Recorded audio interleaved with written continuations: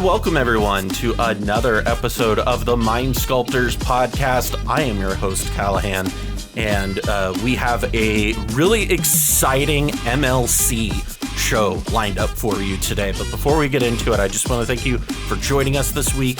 If you like this episode or any of our other episodes, please make sure to like, subscribe, and comment, or leave a rating on things like Spotify or Apple Podcasts, those sorts of things. Really helps us out. If you want access to our Discord server, as well as some extra little bits of stuff, you can head on over to our Patreon and support us there at patreon.com/themindsculptors, or check out the link in the description. Today, my co-hosts are a couple of people who have been helping me not be a crazy person for this year's MLC. Joining me today is fellow Sculpty Boy, fellow Nebraskan, my good friend Phoenix. Phoenix, how you doing today? Doing pretty good. It did snow here, and then it immediately went away. Yeah, I think it was 70 like 2 days ago, and then it snowed, and then it's going back towards the 70 now again. Yep. Welcome to Nebraska. The weather makes no sense. Also joining us today, making their first appearance on the Mind Sculptors, is you would know him from an episode of the Lab Maniacs. But more famously, you would know him from decks such as Gave or Gave, if that's how you're supposed to say it, whatever. One of the admin on the r/cEDH server. He's been, kind of a cornerstone of the cEDH community for a very long time, is my good friend Lurker. Lurker, how are you doing today? I'm all right. It's actually currently snowing right now here. Is it snowing right now? Every time I'm on the podcast, it devolves into talking about snow. Yeah. So that's accurate. It has.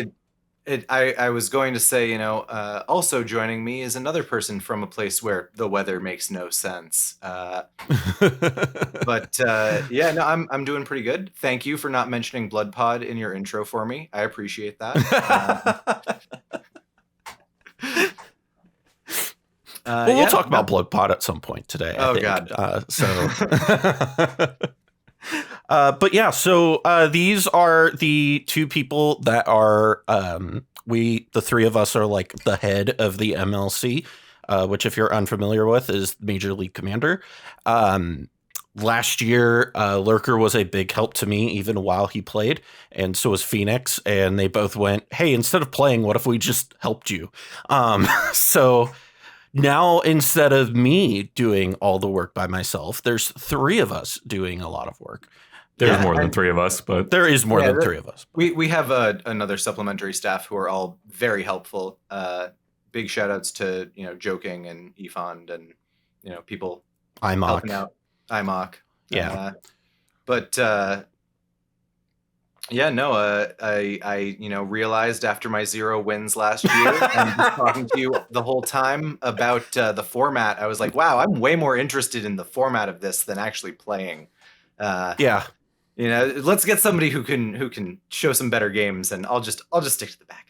Yeah, that's okay. What was it? Yesterday, you, me, and Joking spent like 4 hours basically playing People Sudoku, trying to make the schedule work.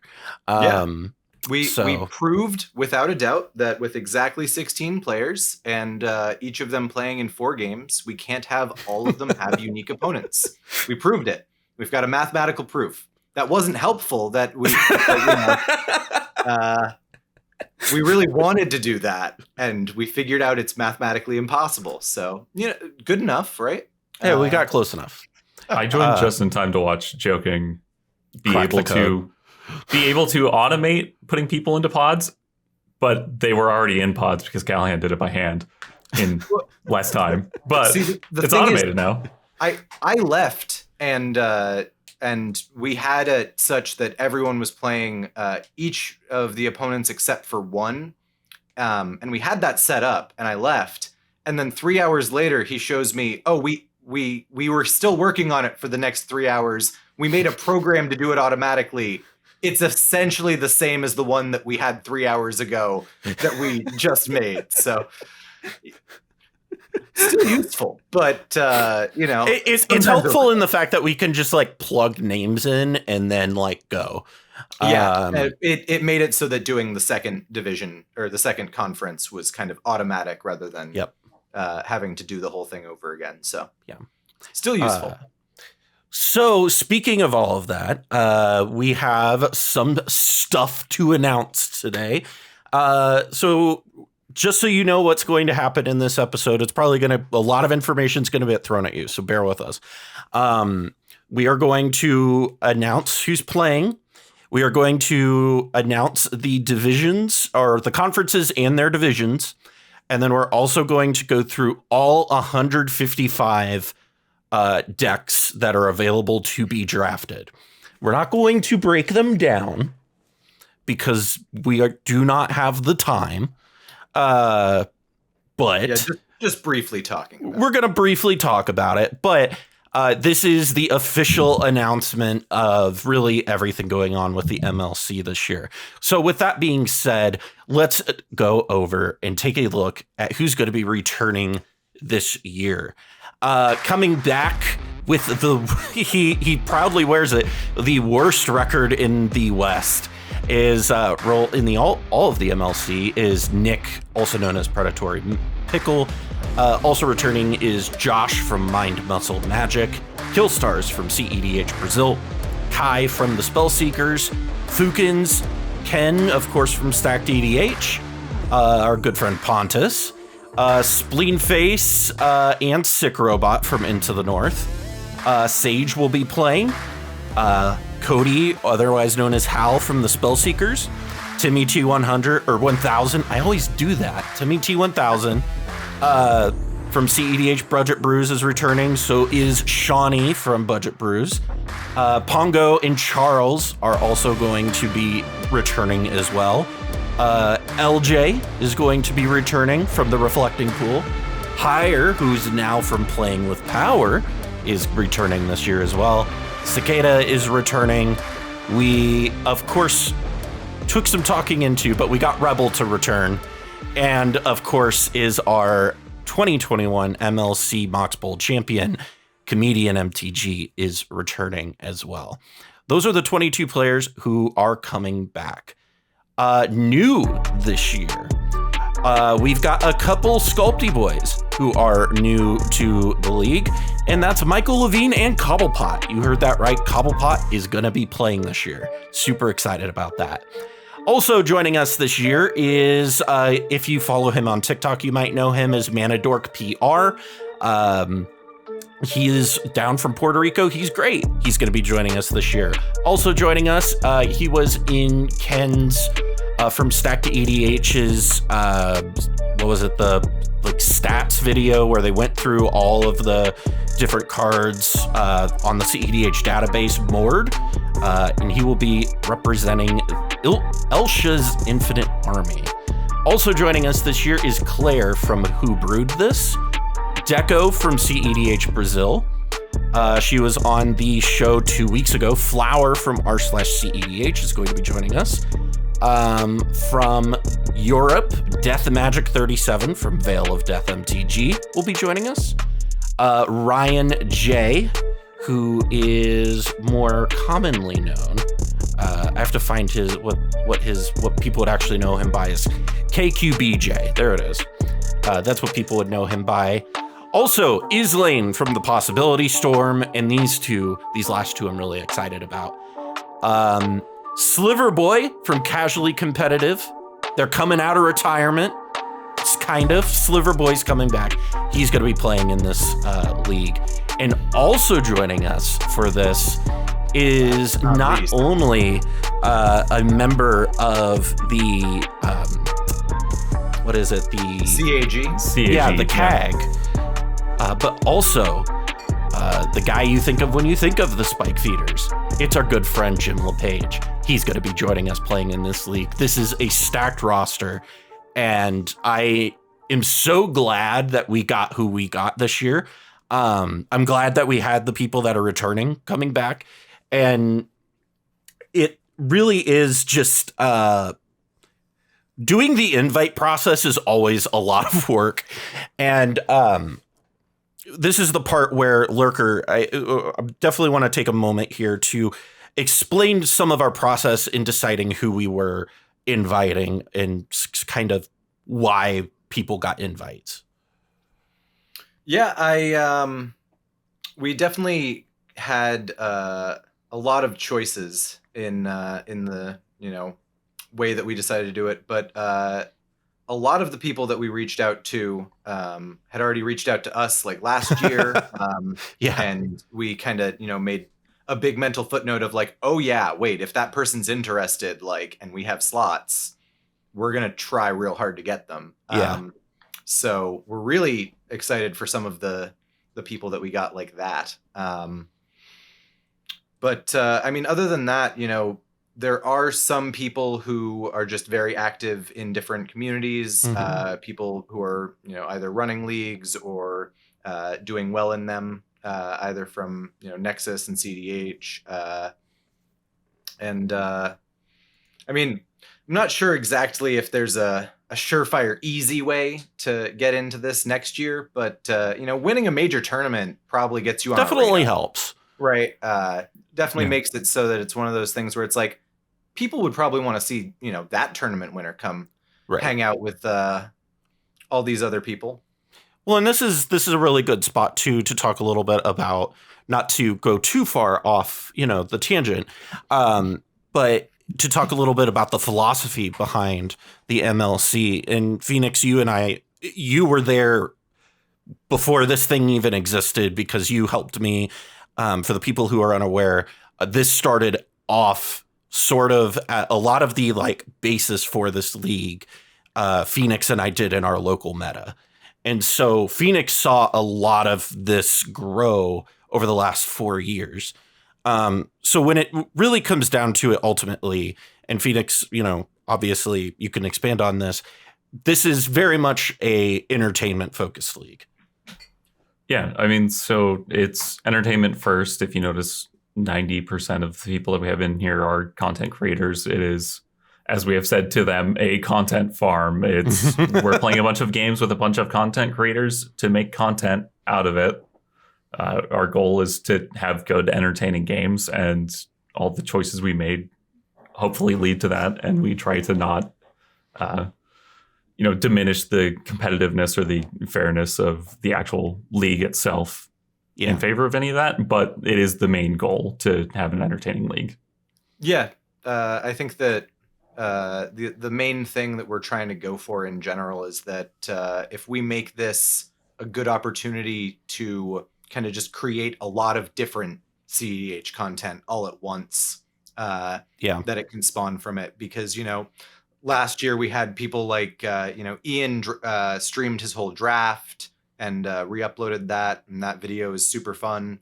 It's one of my favorite cEDH videos in existence, actually. If you haven't, watched him kind of getting excited over every deck that he could play while he's thinking about it, it's a lot of fun to kind of just think about all of the different choices you have in this kind of format like that. And then obviously the games themselves, the things like Rebel talking about each of her decks and how, even though she picked them entirely at random, she was going to make them work.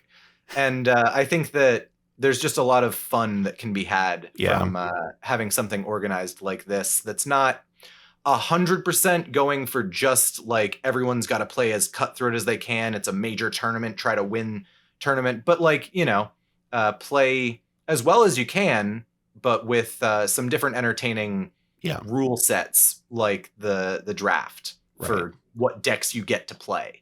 Let's be clear. We're all here for the clout. Well, and that is one thing to remind the people who are listening at home. We do run this at Comp REL, and we are using the MSIPG, which Joking and that crew came up with for multiplayer. So we are running it competitively, like in that competitive space. It's just important to note when talking about the MLC that it's entertainment first, then it's competition. And so the competition is really just a catalyst for the the entertainment. And it's a nice, fun yearly thing that we get to do. With that being said, one of the things that we announced on Twitter, which, by the way, if you have not yet followed the MLC Twitter on Twitter, you can go there at MLC_league, because MLC, all the other options were taken. So that's what we got. But go follow us over there. You will see that we did away with the East and Western divisions. Now, instead of that, our divisions are not going to be, our conferences are not going to be based on where people live, but instead the divisions inside them will be. So this year we've got the Gatewatch Conference and the Coalition Conference. And basically the thought process behind these names were, what are the two like biggest groups in Magic's history of like heroes?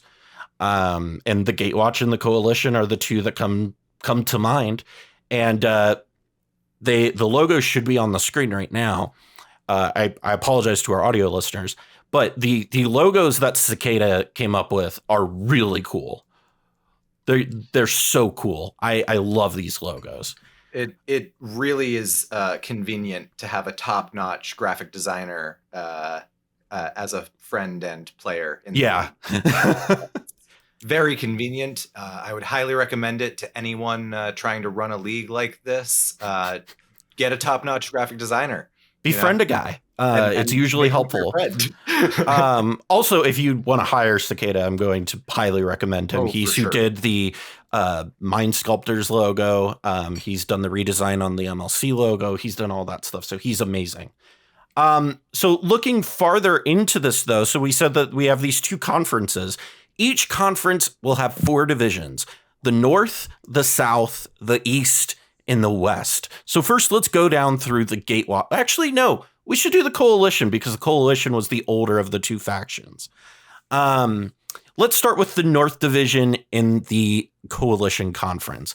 Here in this division, it is, we might as well call it the Team Turn 3 division. We have Ian from Comedian MTG returning, Pongo, Sick Robot, and Spleenface. And that is going to be a nightmare division. But we would be doing them a disservice if we didn't put them in a nightmare division. I watch a lot of professional Brood War, and this is what we would call a group of death. Yes. You don't want to be in it. You know that everybody else there is going to be a tough opponent, and you know that they're probably going to be snagging wins in those out of conference, out of division games. Mm-hmm. So really got to be careful in that one. For the NFL fans that are listening, this is the NFC West of the MLC. It is a tough division. Next up is the South for the Coalition, which will be Claire, Killstars, Manadork PR, and then Shawnee. That's going to be the South Division. So 2 new players in that division. Moving over to the East, we've got Cobblepot, Kai, Rebel, and Sliverboy making up the Eastern Division. And in the Western Division will be Hire, Ken Bauman, Ryan, and Sage. And so that is what the Coalition is going to look like. Moving over to the Gatewatch. This is where you're going to hear a lot of more new names over here. In the North Division, of course, is Jim. He is probably one of the more farther north in the league. Michael Levine from, of course, the Mind Sculptors. Nick, Predatory Pickle, and Timmy T1000 will make up that Northern Division. The Southern Division will be Charles, Deku, Cody, and LJ. That's going to be the South. So pretty diverse, a little bit of people in that division.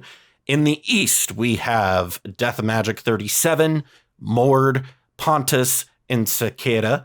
That is, I believe, all of our European, our non-American continental people.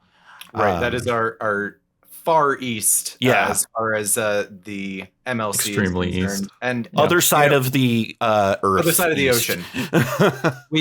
We tried as best we could to group people with people not only like, north and south, east and west, but also specifically we tried to make sure everybody had everybody pretty close in time zones so that they could actually play their games.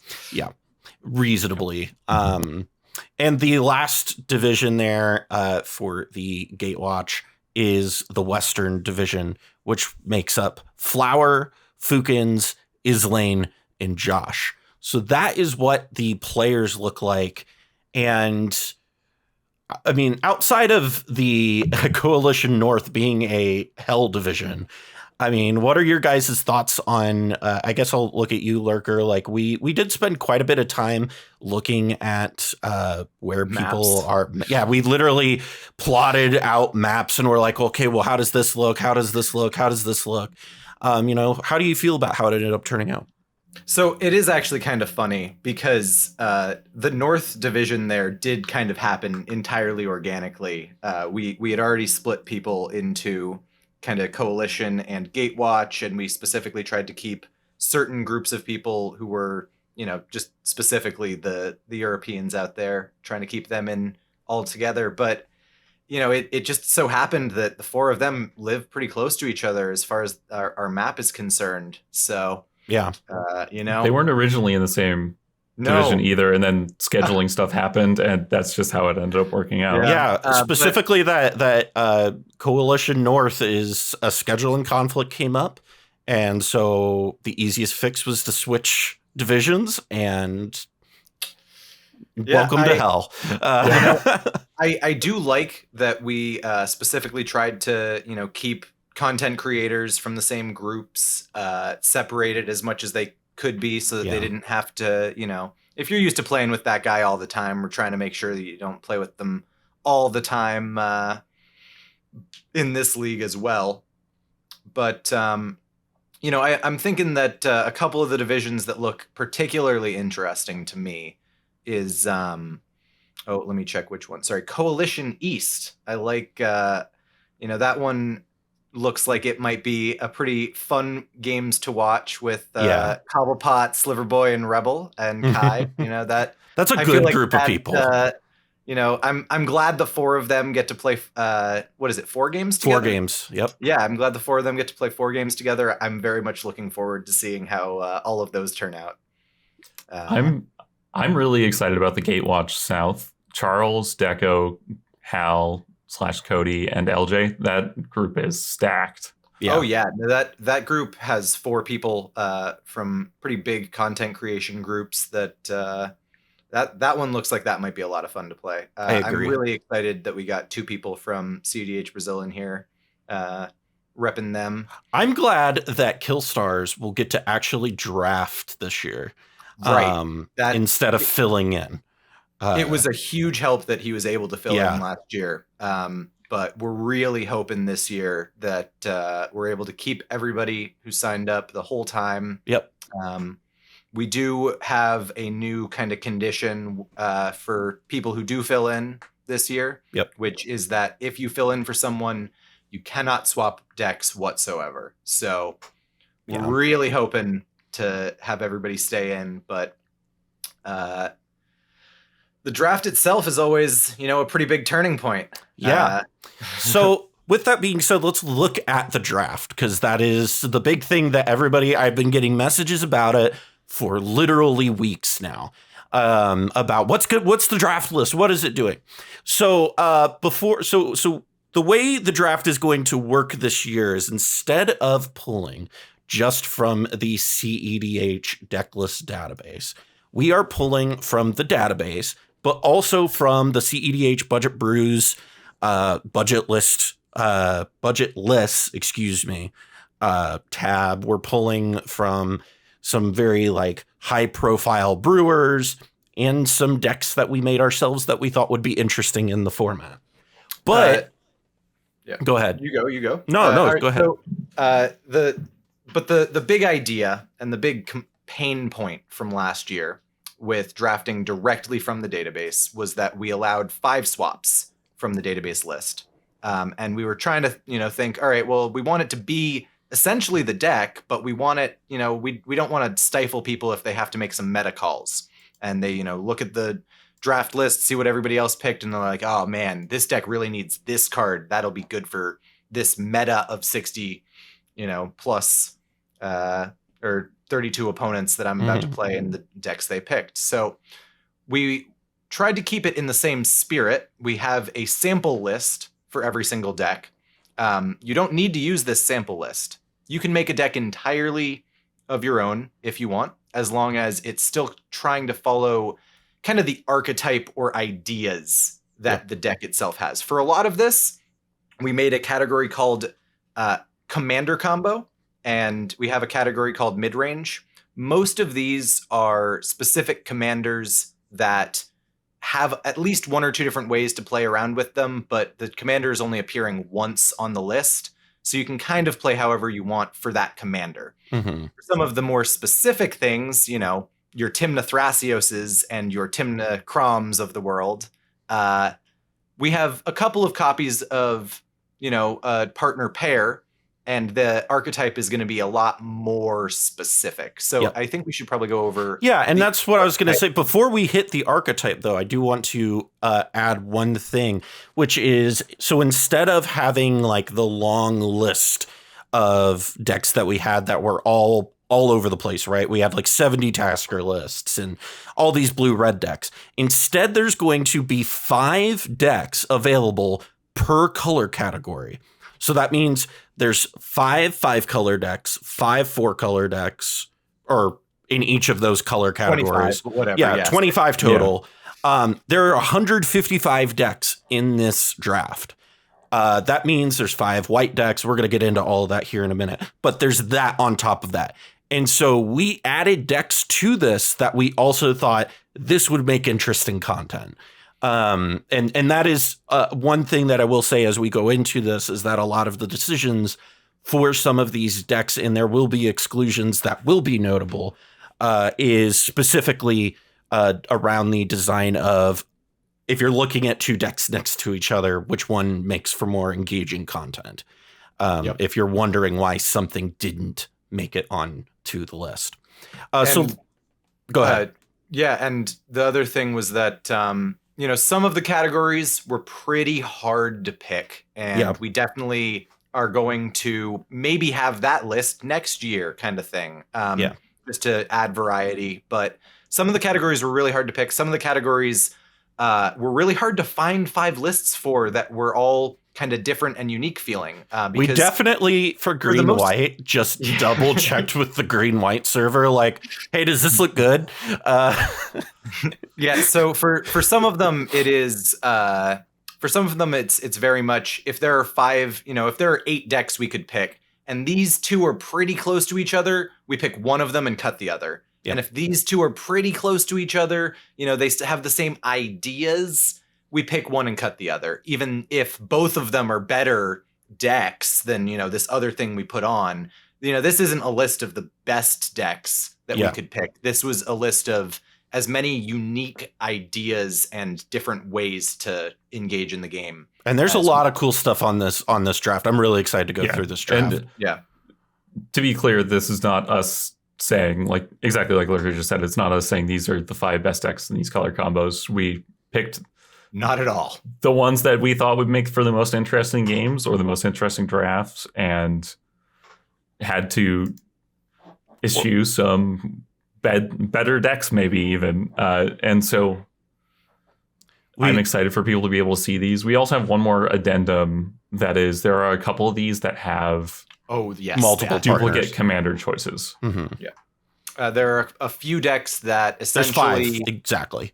There are 5 decks where we said there are like 2 different ways you can do this, but the partners specifically don't matter as much, or this commander could play this strategy, or this commander could play this strategy equally well. And we didn't feel we had the expertise to really choose one. And they're all 5 are kind of ones where if someone's going to pick that, we want them to build it the way they want to play it. So, we hope all 5 of those make pretty obvious sense when we get to them. Yeah, but absolutely. I think they do for me. So like Lurker was talking about, we do have 8 deck categories. And Phoenix, do you want to go through those deck categories for us and kind of explain what they are? So I have huge shout out to Squirrel Mob here, because this is literally stolen from the Metagame Project's archetype breakdown. He gave it to us to use for what it's worth. Yeah. He was the one who recommended doing it. Yes. So we took it and then we combined some of the categories to make it as simple as possible when looking at the deck, looking at the name of the archetype, kind of just knowing what the deck does, and then being able to at least separate between the different archetypes. And so I'll start with the 2 that we already mentioned, which is Commander Combo and Midrange. And those are the kind of more freeform. You do something with the Commander, which is kind of generic, and it's a Midrange deck, which is also kind of generic. The big thing about Midrange and having it in this category list was that it is distinctly not the other 6 categories. Right. That was kind of the main point of having it there. If you're playing it mid-range, you're not playing hard stacks, you know? Yep, exactly. And so to start off, we have Commander Combo. And would you like me to read off the entire thing or just give a quick summary? You could just summary. Summary's fine. Okay. Yeah, so Commander Combo is what it says. You're comboing with the Commander, some kind of Commander combo or value engine. Gitrog is our example here. Next, we have Control, which also most Magic players should know. Control, it's going to be a controlling game plan. We have Niv Mizzet as the example in this. Mm-hmm. Our next category is Hermit Druid. And so, as the name suggests, it's decks focusing on Hermit Druid and the Hermit Druid plan. Next, we have Hulk, which is decks focusing on Protean Hulk lines.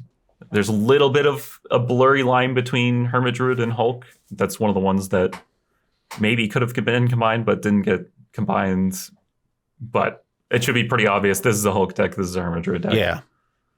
Mid-range is kind of our catch-all. It's not the other decks.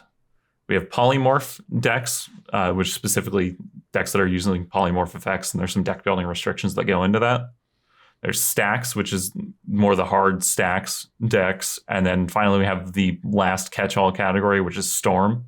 And so specifically with Storm, we combined wheel decks, we combined breach decks, we combined Naz decks, anything that casts a lot of spells as the main game plan, and it isn't necessarily doing it because of the commanders. Right. And generally is trying to go as quickly as the commander or deck allows. Yeah. And in part of that became really apparent when we were coming through some of these lists, and I want to say this just now, is there were decks like High Tide lists, right, where there's not a High Tide category. And you look at that and you look at Naz, and it's like, well, I mean, really, the big difference is the way you're storming off, right? Like, It's still Storm. So ultimately, we just kind of condensed all of those things down into one category. And it's specific enough that we point people in a direction without being so specific that it doesn't let them express how they want to play that version of the deck. And so we really wanted to give players more freedom than last year while still pointing them in a direction. So with that being said, let's look at these decks. So let's take a look first at the single colored categories. And so we'll look at white. So the 5 decks in white, they're all stacks decks. Big surprise. Is Au the Dawn Sky, Elish Norn Grand Celebite, Heliod Suncrowned, or I guess I should read the deck name. Au Combo Stacks, which is commanded by Au the Dawn Sky, Elish Norn Stacks, Heliod Ballista Combo, Oswald Rule of Law Stacks, and then Yoshimaru Kelith Death and Taxes. And so these are the 5 white decks that we went through, that we kind of came up for there. I know that if you have talked with Phoenix at all, Phoenix is very excited about that Au deck and has been goldfishing it a lot. So deck is awesome. Yeah. That's all. Next up is going to be blue. We've got Adaptive Arkham Dagson, Lear, Disciple of the Drowned High Tide, Orvar, Twitch Control, the Reality Chip Storm, and Urza Polykraken. And really, when it comes down to these, I do want to notice that there are some exclusions from this blue portion here. So, Phoenix, when we look at this set of 5 blue decks, really, what was it that made us come down to these 5? It was the most likely to fit in our time limit based format is really the issue. Some of the blue decks struggle with winning the game in time. It's very accurate. Yeah. Not anything to do with the power of the decks. It's just sometimes they go long. Right. Same kind of issue with the white decks, but they all do that. So you don't really have a choice there. It's very true. Owl doesn't go long though. Just ban mono white. Yeah. And then we also tried to keep the decks. There are some notable exclusions. So like there is an Oswald list on here. We tried to keep as many of the fiddly decks out of here as possible. Stuff that like you didn't have to manually resolve a 500 step combo. Yeah. Unless we didn't have any better choices in the color combo. Yeah. Looking over at black, and this one we kind of had to go deep into, actually. So the first 2 that I will say on the list are 2 that are on the database that you should recognize, which is Mono Black Storm with Kirik, son of Yawgmoth, and Yawgmoth Undying combo, which is Yawgmoth Thrawn Physician. The other 3 lists, there's Mono Black Alluren, which is commanded by, how do I say this, Lurker? You play Sararak. Okay, you're the one who plays D&D. Marlin Opposition and Mono Black Discard, helmed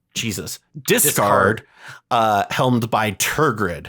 And so those were the 5 black decks that we chose. Moving over to red, we didn't even have to go that deep. We didn't even have Mono Black Sidisi there. That's true. We didn't have Fishbowl Storm. What are we even doing? Yeah, that's not even. We didn't have to go that hard.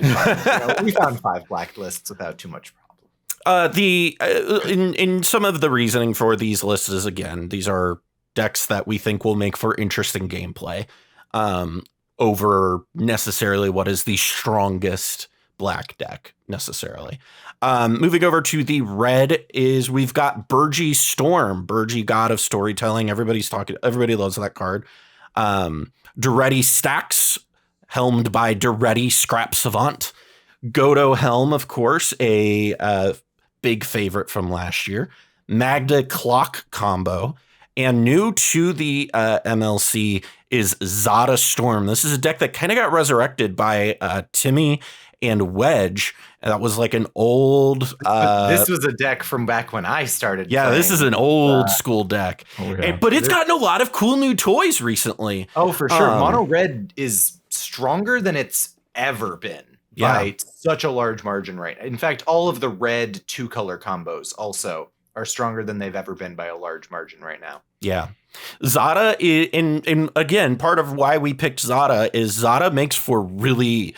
It's kind of like Kraken Sakashima in that way, where, yes, it could be really tedious, but it's like so different than what you're used to seeing that it's really interesting and fascinating to watch when it does its thing. I did spend that entire time making a point about fiddly decks, and then we included fiddly decks on purpose. So, sometimes there are exceptions that prove the rule, right? Yeah. So. Yeah. And finally, for the monocolor lists, we're into the green category. We've got Ashaya Green Storm, Titania Cradle Storm, Marwyn Elfball, Selvala Bro Storm, I always want to say Brew Storm, and mid-range Yisan. And so, 3 of those lists people are going to be very familiar with. When it came to the other 2 green lists, that was where there was a lot of debate about what to include. And these 2 lists looked really fun, looked really interesting. And, kind of doing the same thing as the other 2 lists, but... Yeah, I mean, Mono Green only has so many tricks it can do. But right now, many of them involving Ashaya. Yeah. We feel pretty good about this. Obviously, there are some things that, are probably going to be there next year because they weren't there this year. Sorry, Yeva. Yeah. So we only have 5 slots. Yeah, we only get 5. So yeah. I love the 5-slot format of this, honestly. It's like one of my favorite parts of this. Yeah, it definitely gives us a lot of control for, next year if we decide to do the same thing, just kind of swapping out which decks we want and, maybe this deck, nobody picked it, so we'll swap this out. Or this deck didn't function well on camera or cause problems. And so it's really that. It also does a really important thing of it lets the players pick what the colors are they want to play with instead of us kind of pushing them based on what's available on the database into playing a certain type of color. They pick what they want to play. And I think that's probably my favorite part of it. Moving into the 2-color categories, I'm going to go through 5 of them and then we'll recap. First off, we've got Azorius, which is Grand Arbiter Augustin the 4th control. Shorakai Polyceptor, which has been a really hot deck recently. Blue-White Shift Lash, which is one of the decks that could have multiple commanders for. So right now we have Tygam, Shorakai, or Grand Arbiter as legal commanders for if you want to draft it, you can make any of those your commanders when you submit your deck list. But you specifically have to be using the combo Shift Lash. Specifically for the Shift Lash deck. We wanted that slot to have that deck, but it's one of those things where if someone wants to draft it but wants to use one of the other commanders, none of them lead into it perfectly, but all of them help it in different ways. So, and before you ask me if you can use a different blue-white commander, if you can use partners or this, that, or the other, no, these are the 3. It's just kind of is what it is on these. I can't make an exception for every single one. You know what I mean? And so I will say that these are the 3 that we have made available. Up next, we've got Tygam Turns and then Yorion Blink Control, which if you are a fan of Team Turn 3, you have seen Phoenix and I get obliterated by many times. It's miserable to play against. It ends the game. It does end the game. But that is a Sick Robot special, and that will be a deck available to draft this year. Moving on over into Dimir, we have Ariumi Spellseeker, Nimrus Control, Sig Draw Go, Toxrill Control, and Yuriko Midrange. And so when it comes to blue-black, ultimately there were obviously there are some exclusions like Circu and Kells. Really when it came down to it, Phoenix, when we were talking about this, it really was, do we want Toxrill or do we want Kells or, those sorts of things. Yeah. And so a lot of these as well, if they were close cuts, we cut to the newer commander. Yeah. Just that simple. Yeah. That's very accurate. The next category, instead of Dimir, we're going to look at Rakdos, Black-Red. And we've got the classic Grenzo Doomsday, Kroxa World Gorger Dragon combo. I apologize for that whistle that I accidentally did. The Impulsive Prosper deck, Rog Tevish Turbo Naz, and Valky Breach. So these 5 decks here, there's a couple of Storm decks here. There's a couple of Commander combo decks, though. And so, like you said, Lurker, if you want to explain, especially with a deck like Prosper, there's 2 specific ways to build the deck. Yeah. Or with things like Grenzo, there are a couple of different combos you can opt to use. Obviously, most people are going to use a Doomsday because it's so good with that card. But you don't necessarily need to run it if you want to run some kind of Grenzo Reanimator. And similarly, we put Yuriko from the last 5 in the same spot where there are a bunch of different ways that people have built Yuriko, and we feel like any of them are kind of viable. We just wanted to have a Yuriko list on this list. We wanted to have a Grenzo list. So, there are when we release this document, there are samples, but you don't have to use that one. You can make your own. You can submit your own. Yeah, and generally we will be less strict if there's only one version of that commander available. When we get down into the 4-color pairs where there's like 5 copies of Thrasios Tymna, 4 copies of Thrasios or Tana Spoilers. Tymna. Yeah, spoilers. We're going to be very we're going to be cutting hairs. You got to play the combos that this deck runs. Yeah. That's the point. We will be splitting hairs down there. Moving on over into Gruul. We have Gruul Godo, which is helmed by, how do I say this one? It's Chishiro? Yes. Chishiro, the Shattered Blade. We also have Snoop Galia, being represented by Galia of the Endless Dance. Grand Warlord Rada Twin.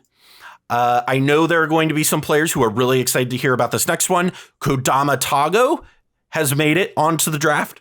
And then Snoop Thar, Baruch Thar, the Unbound Snoop combo. So with these 5 lists, I know IMOC specifically built Rada Twin for this. And the reasoning for that is you'll notice the Daryl Snoop list is not included here. And that was mostly because, Lurker, we didn't want to have 3 red-green Snoop lists, right? Yeah, well, so especially when a couple of them can also kind of play, like Snoop is just one of the most efficient combos in green-red because you have access to lots of top deck tutors, you have access to cards like Kiki Jiki, but there's dual caster, there's a few other ways to go infinite in red-green, and we just kind of, wanted to showcase that existing as well. If you really want to, you can throw Snoop into the Rada twin list. It probably is fine if you have some cards that combo with both Twin and Kiki, and then you also run Snoop. It seems fine, right? Yeah, but I would tend to agree with that. Now going over, what'd you say? And then the next category. This category was the category that we literally talked to the mods of the green-white server and were like, are these good lists? Outside of 2 of them, which is 3 of them, I guess. Adaptive Sisay, Captain Sisay, the old school one, Sylvala Twiddlestorm, Sithis combo, helmed by Sithis Harvest Hand, and the 2 other ones, Yasharn Stacks and Siona Boonweaver combo. And yes, I did just say there is a Boonweaver combo deck in this draft. Somebody call Cobblepot. Phoenix, when it really came down to this, I mean, there was us just trying to fill out the list, right? There are, let me double check before I say the wrong number on the database. There's 3 on the database. And then the ones on budget lists, I don't remember off the top of my head, and I don't have it open, but I don't think that there's Yasharn was there. Yasharn was okay, yeah. And so that's at 4, and then we had to figure out another one.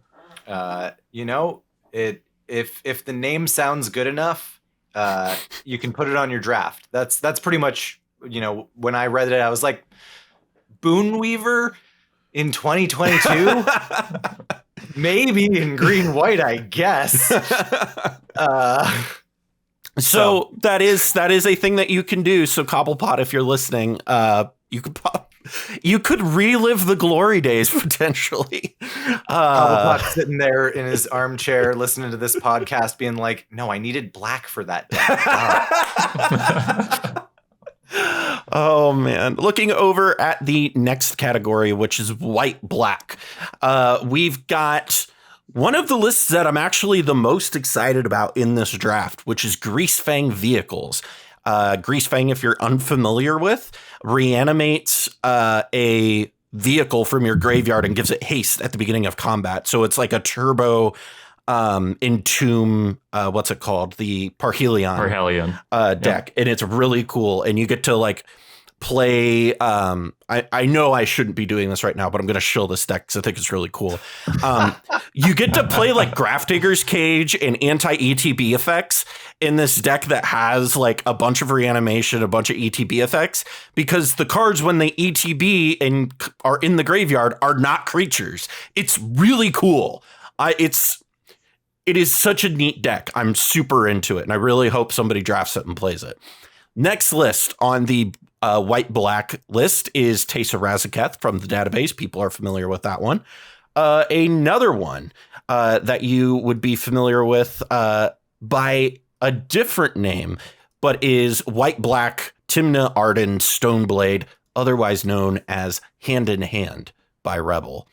Also on here is white-black Reanimator, control helmed by Timna in Armix, and then white-black Stacks helmed by Timna in Tevesh. And so obviously white-black has historically been a pretty limited pairing, but you also just heard me get really excited about a Orzhov commander. So it's not inconceivable that the Orzhov list might be really interesting this year. It's kind of funny that like once you're going through all these 2-color lists, and once you get to white black, it's almost like Timna is showing up. Yep. It's almost like Timna is good or something. Yeah, it's weird because in the other 2 lists, I'm pretty sure she's in the 99. So yeah, we did our best to not make it five white black Timna decks. Yeah, we definitely could have done that. I was trying to push for Karlov of the Ghost Council because I think he's cool, but we couldn't find a list. Good, but he's cool, right? So maybe next year if I make a list. Yeah. If there's a deck that you wanted to see get played and it's not here, make a list, maintain it, and like put it on like cEDH Budget Brews, put it somewhere where we can find it, and maybe it'll make it on. Next January, just tag the MLC Twitter account with it. Do that. I got a spicy brew. Do that. Honestly, that's a really good idea. So. Exactly. Up next, moving away from white-black, the Timna category, we are moving to blue-red, and this is where you will see that we have made some decisions. This is actually a category with good decks in it, so I'm it is the first category with 70 decks on the database. Yeah, compared to everything else. This was where some of the decision to restrict it to 5 was very important because of the fact that it does kind of artificially make it a blue-red meta if you just go by the database. It's a Grixis meta. Yeah. If you go by the database, that's 90% of the decks, Right. So the 5 blue-red decks that we've got are Joyra Storm, Joyra Weatherlight Captain. We've got, of course, we can't have stacked EDH in our league and not have Krakashima clones on this list. Are you kidding me? It's such a good deck, and I'm super happy to have it on here. Totally not at all annoyed about the fact that we need to have somebody available with the Calculator app available for these players in the game because of how intense that can be. Definitely wasn't an extra hour of talking to judges deciding if we even wanted to have this list on the list. Definitely what didn't take us. That definitely was a discussion that was Yeah. No, there was a Krark segment of rules talk. Yes, it was a pretty lengthy one at that. Third list on this is it Polyhorn, which is the Malcolm Kedis deck. And that is the one that I believe it just flips into the Glinthorn Buccaneer for the combo. Yep. And then we've got Mizzix Storm, an old school blue-red Storm list. And then Niv Mizzet Perun Control. And so really, Phoenix, when it came down to these 5, a lot of, they're going to be decks that people are like, well, why didn't this list make it on? And just kind of explain some of the logic we used here for this category.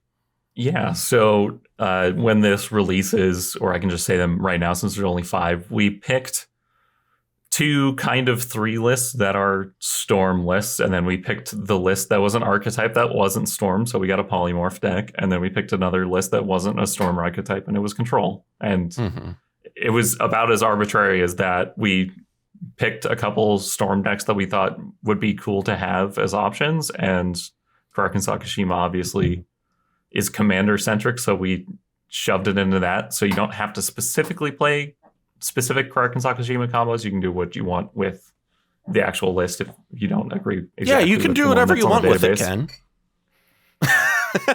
Exactly. For those unaware, Ken has currently got a change.org petition going around to get people to convince the people drafting ahead of him to not draft the Krark decks. So that is a thing that does exist. But yeah, so those are there. And I specifically really wanted Mizzix Storm to be in this draft because especially since Jeweled Lotus came out, Mizzix has been a lot better than I think. And I think it just kind of got like, I know Ondus has a list and I believe that's the list that we use, but a lot of people just kind of forgot about Mizzix. And I'm like, this is like a really good blue-red deck. All those Carcassima toys also still pretty good in Mizzix. Yeah. Yeah. This is where it kind of shows, we did kind of pick favorites in some places, but if you convince us that your deck is our new favorite, maybe that's next year. And I am telling you right now that the people who wanted, what's the new blue-red one, that exiled card when you draw them, the Eruth? I am saving the players from the miserable experience of getting completely shut out from a game with a Drannith. That Eruth will never be in the MLC specifically because of that. Hot take. Wow. Okay. You heard it here, folks. No, I won't make that promise. We'll see if we can change his mind, Phoenix. Don't worry. Yeah. Looking over at the black-green decks, we've got Grist, 12 Entombs, Hapatra Counters Hulk, Lathril, how do I say that? Yeah, Lathril Elf Ball, Old Stick Fingers, and of course the classic, Gitrog Dredge. And so, Lurker, when we look at these 5 lists, again, we could probably point to the fact we have a Hulk list on this. We don't have Virals. Really kind of walk us through some of the thought process with these. Yeah, so we, if you think about green-black and you think about all formats, you're traditionally thinking of, rock, stacks, green-black, kind of making a lot of, different plays that make it so that everybody's affected, but they're affected the least. That's not 2022 cEDH. We've actually got some play in green-black that isn't just doing the stacksy stuff. And we managed to include 0 of those because we actually found 5 things that all kind of seemed interesting enough. We knew right away we needed to have Gitrog, and it can't be cEDH without Gitrog, right? The Lathril Elf Ball deck kind of, I believe, caught your fancy, and so that one kind of was a quick pick as well. But then we were looking at our lists, and we saw a couple of Hulk decks, and then a couple of decks that were not Hulk. And so we ended up just deciding we're going to pick one of the Hulk decks. We're going to pick one of the newer ones that people might have seen less of. And we're going to go with that one. And then, we ended up picking Hapatra and Old Sticky Fingers, Sticky Fingers is a neat deck. I've seen that deck go off. And there's there's a bunch of different ways you can build Stick Fingers, which is really cool. I'm not sure, which exactly of these is going to get picked. I would imagine the Hulk deck gets picked sooner than the rest. Yeah. But, all of these decks have some interesting counterplay, especially, if you see a really Tymna heavy meta or something and you want to play some kind of Hapatra deck that punishes people for having creatures, like maybe that's a way to go late in the draft when you're looking at a 4th pick and trying to figure out. I mean, Phoenix played Hapatra last year. It put in work. I almost won the game. I almost won. Hey, as someone who put a lot of hours into Hapatra, that's about how it goes. We're selling this great right now. Now moving over into the white-red category. This is where we will see, obviously, 2 decks that are on the database that everybody's going to know right away. Winota Stacks and Cole Clampstorm. The next 3 lists, There is Aurelia stacks, which is basically the Godo combo with Aurelia, but also doing some other stuff. It's basically white, red. Godo. Yeah, white, red Godo. Then there's also Feather mid-range, and then Gerard eggs. And so there were a few different options, actually, for Boros, Commander's Phoenix when we were going down through this. And I tried really hard to get an Arden Rograk or an Arden Jessica thing, and we just could not find a red-white Arden deck that we liked. Unfortunately, the 4 lists that are the 2 on the database and the 2 on the Brewer's Corner are really great, and then the Gerard Eggs list was really cool. So yeah, there was not a list that we could find that was like, yeah, that's the one that I want to kick out, this list that I know is going to do the thing. Don't worry, Arden fans. I did my job, and I advocated for Arden this season. Next category is blue-green. And blue-green, I'm going to tell you right now, there are going to be things that are on the database that you're going to feel very strongly should have been in this draft that are not going to be in this draft. And so these 5 that we picked, Edric Turns, Grolnok Self-Mill. I hate that name, but it's a Druid deck. Kermit Druid. God damn it, Phoenix. Druid. That's even worse. Get out. Kid Mirror combo, Kodama Clones, and is it Lonus or Lannis? Lannis Loops. So, Lurker, you and I, the 3 of us spent, I want to say, an hour going through just the blue-green decks. I mean, you want to say that sounds right. I felt like it was actually 10 minutes, but it felt like a long 10 minutes. I'm pretty sure we argued about the green-blue decks for more than a day, and we were like, we just have to do a voice call and go through every list because we won't finish if we do it this way. Oh, yeah. No, okay, never mind. If you're talking about including chatting in Discord, yes. No, that was like a full day. Yeah. There was a lot of arguing going on in this category. I will let you know. Behind the scenes, there were definitely some arguments had over these selections. Yeah, one of them, revolved around whether or not we wanted to run a Comp REL tournament with a turns deck in it. And we have 2. Yeah. And so we have 2, and we decided, yes, we'll do it, and we'll try to make the rules work for it. So specifically, if you're used to tournaments where the time runs out and then turns go around and extra turns count as that would make it so that you can't infinite combo if you get your infinite combo during turns. And if that is what your deck is doing, that would feel kind of bad. So we're changing the rules for this tournament a little bit. Just for the content's sake more than anything else, honestly. But, if you manage to go infinite and have infinite turns on your last turn of time, we'll count that as a win. If you can show you taking an extra turn doesn't count against the table's turns. Right. Is effectively what the rule is. And you can, again, see all of this in the MLC rules, which will be available here. But that is a little idiosyncrasy that we got to point out. The other ones we all picked, we tried to pick the 5 that were the most unique from each other more than anything else. There were a couple of pretty unique ones that missed the pick this year. Yeah. I'm going to definitely be advocating for Momir next year, but we'll see. We'll see if they let me put him in. And I think some of what it came down to, though, for this year was looking at, because if you look at this, there's 3 decks that came out in the last year or 2. And so there was a lot of decisions of the novelty factor of Lonus is really strong and it's new, so that's really cool. We should show that off. Or Grolnok is just came out. We should probably have Grolnok in here. And so that's where a lot of those decisions ended up being made. And then we argued back and forth about which ones should be where and all of that. And one of the fun things about some of these lower color lists in general, as we're finishing off talking about the 2 color and 1 color lists, is that if you look at the rest of the draft, there aren't enough picks such that everyone could pick a 5-4-3 color deck. Mm-hmm.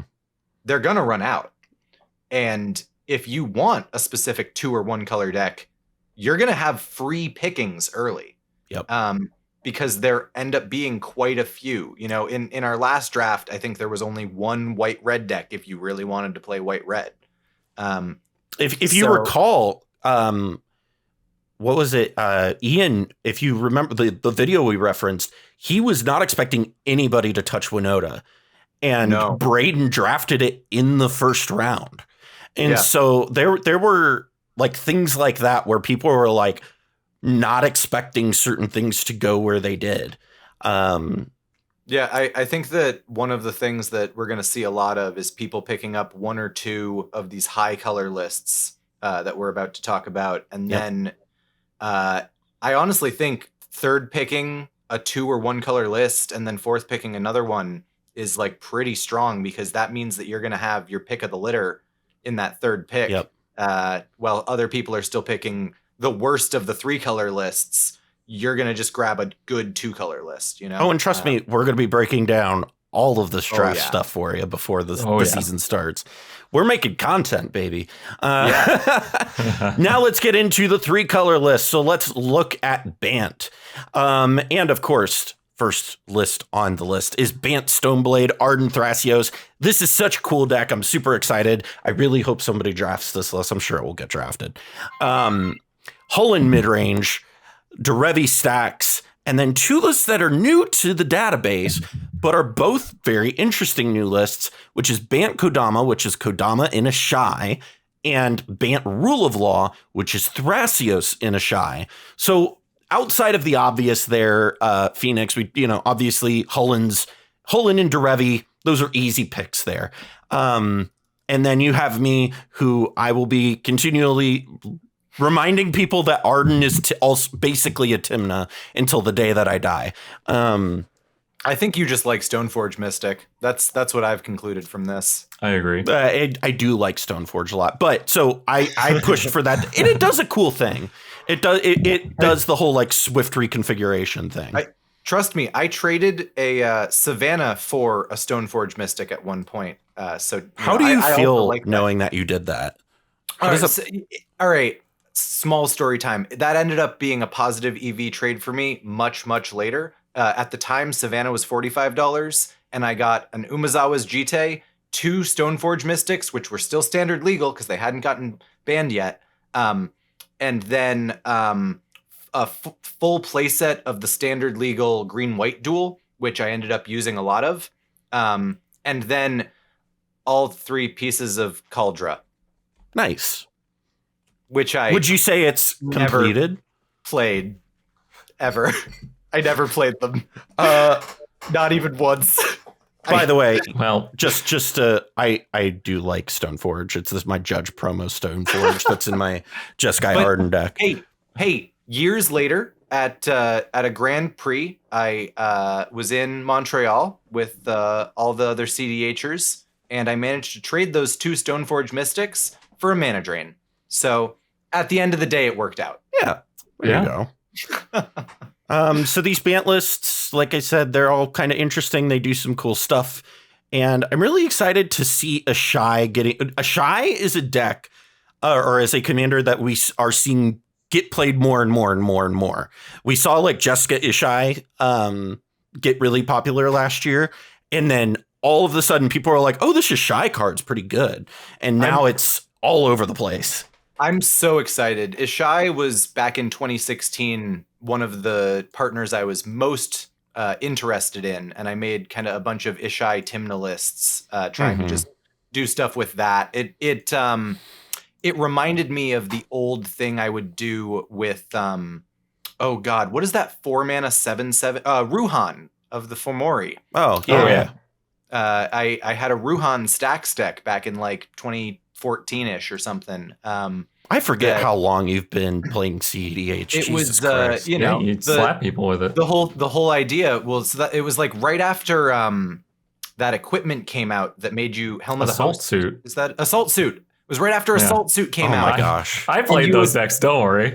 You would pass the Ruhan around, and my friend like made this list. And the very first time he played it, he managed to get Ruhan Assault Suit, and it randomly decided to swing at me 3 times in a row, and I died. Well, I had no blockers. Super cool.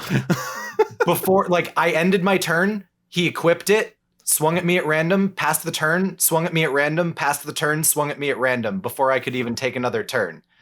It was some feels bad. This is fun. We're having fun. But Ishai reminds me a lot of this. I've also always kind of loved Forgotten Ancient, I believe, is the card that was the You Make a card. 4 mana 0/3 that gets counters whenever anybody plays anything. And like I was always like, oh, this seems cool in any game that drags on. And Ishai having flying seems like it hits people, you know? So I'm very excited to see resurgence in the Ishai. Me too. You can ask Phoenix. I've been yelling about how this is an overlooked card for like 3 or 4 years. Oh yeah, it's been constant. I'm excited. A lot of these Mantex are really exciting. I'm excited to see if anybody wants to take any of them. Yeah, absolutely. I'm sure I will eat some Magic the Gathering card to be determined later if Chillane does not get picked. Ooh, man. Be careful that Morgan doesn't come down to where you live and murder you for saying that the way that you did. Holland. Yeah, fair. But, I will eat a Magic card if that does not get picked. I will be very surprised. I'm positive that deck's getting picked. I'm actually fairly certain that I would say I expect most of those decks to get picked. Yeah. Honestly. Yeah, that could be true. Bant is popping right now. Now let's look at another poppin' color combination, which is Esper. And we've got a list on here that we have dubbed High Man, which is a Humility Ishai mid-range Adnaz list that has Tevesh and Ishai as the commanders, and Lurker and I insisted upon calling it this. And if you are old enough in the cEDH community, you would remember the old He-Man decks. So this is a reference to that. That's not the actual name of the deck, like on the database and in the deck itself, but we took liberties. I actually kind of love that the original He-Man was humility effective. Like, we still work under humility. And so when I said High Man to somebody, they were like, what, humility ineffective? And I was like, oh no, what have we done? Also on this list is Esper Doomsday, which is Timna Malcolm. Esper Farm, which is listed as Timna Sakashima, but you can also, this is another one where you can also play Timna Malcolm if you want to play Farm that way for Timna Esper Farm. Also on this list is a classic Zur Storm. It wouldn't be cEDH without Zur. And the last one is a list that I think is really neat. It is Esper Razakats that is helmed by Verena the Lich Queen. And so, Phoenix, we kind of walked through some of these Esper lists. And what were your thoughts on this overall? We had some notable exclusions, and we picked some of the more popular newer ones. We tried to limit the amount of partner decks that were in here. It would be very easy to just, here's 5 partner combos for Esper. And so we specifically focused on grabbing Esper commanders that do something specific while still having what we thought was a representative grab bag of some of the partner lists. Yeah, it was really hard for a lot of these to try to limit the number of partners that we ended up using because, while we do want to be somewhat representative of the actual format and meta, which is very partner heavy, we also really wanted to showcase some of the more unique commanders for these colors and actually try to show off these colors. You'll see as we continue in the 3-color lists that we were more successful in some of these color categories than others. Abzan gets rough, I'll tell you. Moving on down to Grixis. Now, just letting you know, there is going to be some decks that are not here that you're going to get upset about. But the first list that is here is Armix Crom midrange. Then we have a Nala Wizard combo, Kess midrange, Malcolm Vile Turbo Naz, and then Rog Silas Turbo Naz. So those are 5 Grixis decks, and Phoenix. There's a very notable, interesting thing that we did here is Malcolm Vile Turbo Nas is listed as a commander combo deck, whereas Rog Silas Turbo is listed as a storm deck. You want to explain a little bit behind the reasoning for that? It's as simple as we're sort of arbitrarily deciding that you have to play Buccaneer in the Malcolm Vile deck. Yeah. That's pretty much it. Well, it's also more of that. If you want to play Malcolm Vile as Turbo Buccaneer combo and not necessarily, like, why would you not play Nas in that list? Right. You're going to, right? But like, I guess technically, you don't have to. If you want to try to make Malcolm Vile as, try to do some kind of Malcolm combo in there that is not Turbo Nas, like, if you want to make Malcolm Vile stacks into that combo, you can. It's just, we're giving you the sample list of the Turbo Nas one because that's the one I'm sure most people are familiar with. Yeah. But we wanted that to be like a Malcolm Vile deck, and we wanted the other one to be just kind of the generic Grixis Storm. It's Storm. Yeah. And we specifically didn't want just 5 Grixis Nas lists. We wanted some interesting lists there.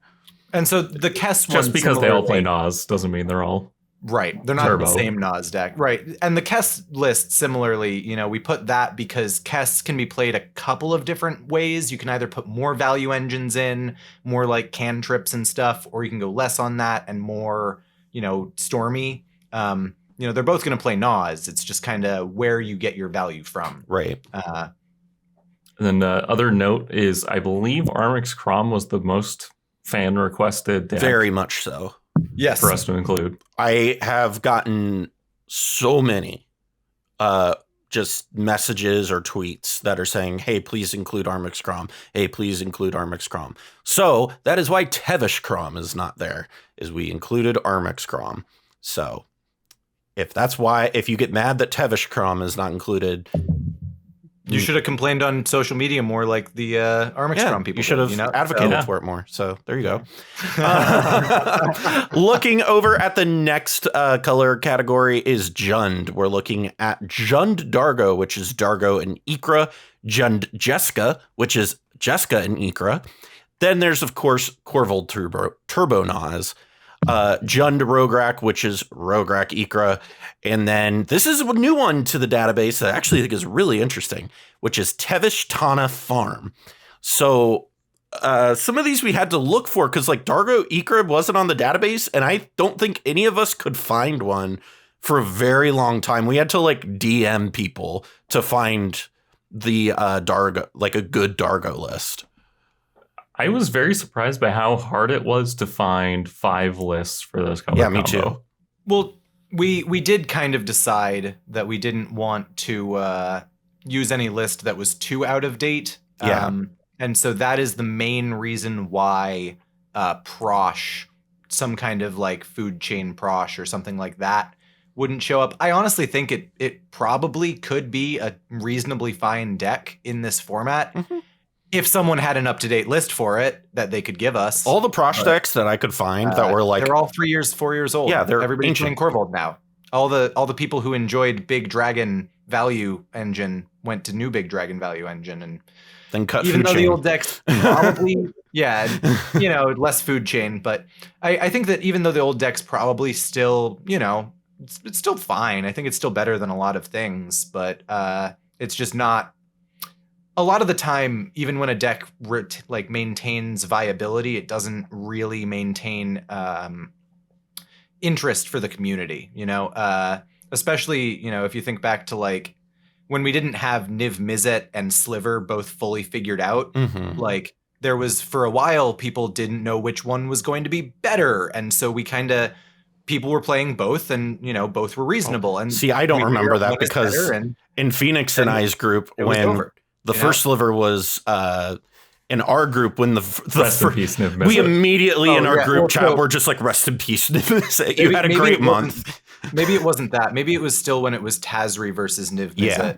I think Tazri Niv Mizzet, there was some there was hem-hawing. There was hem-hawing because we didn't really, we hadn't figured out the perfect lines. We knew that they were pretty much the same. I don't think we ever got to figure out the lines for Div Mizzet.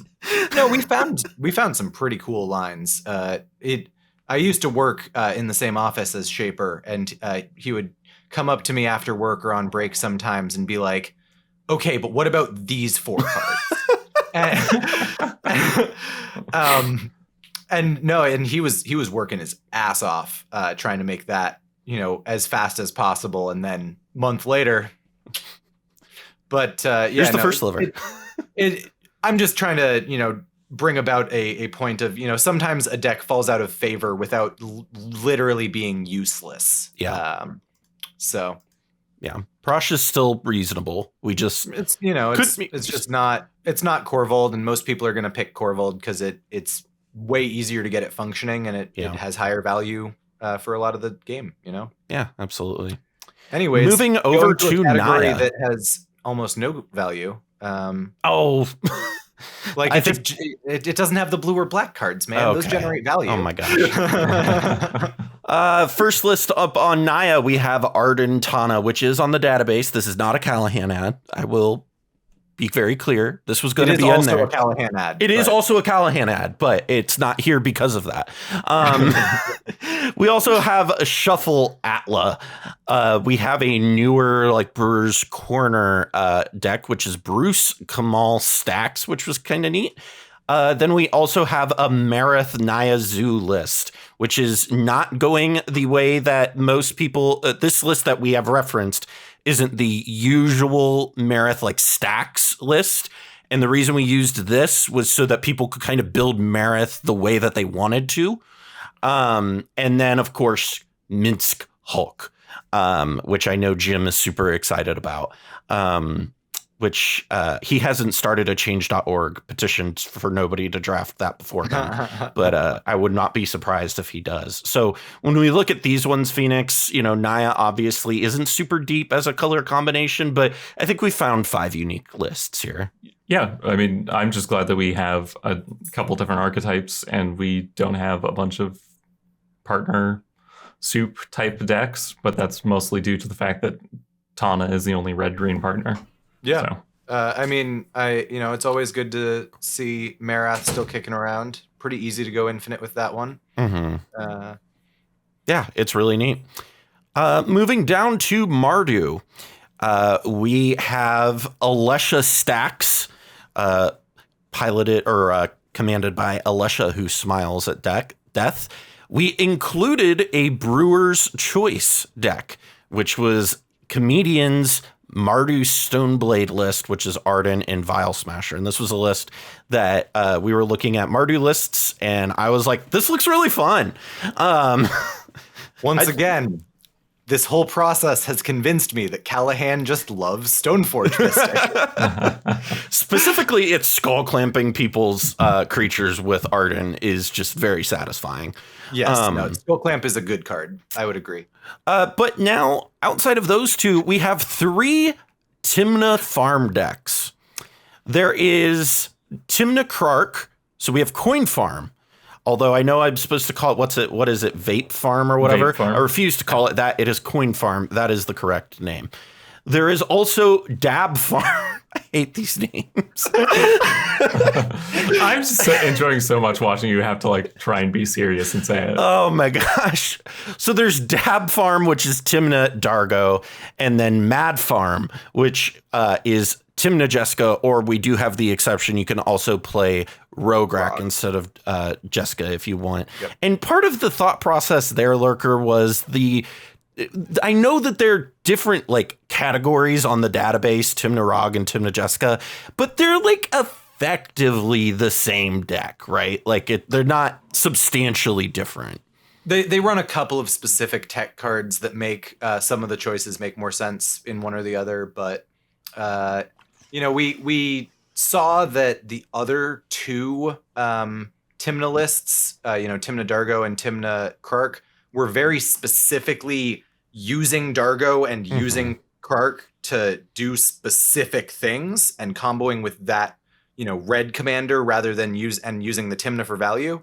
And Tymna Jessica and Tymna Rog they both do kind of use the red commander for value and Tymna for value.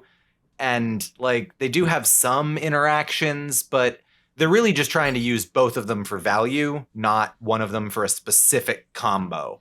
And I think that was why we decided we definitely wanted the coin farm and dab farm. Yes. But as far as the other Tymna partner combo went, we kind of felt like we could have either or. And we mostly wanted, we don't want to have 4 Tymna farm decks here.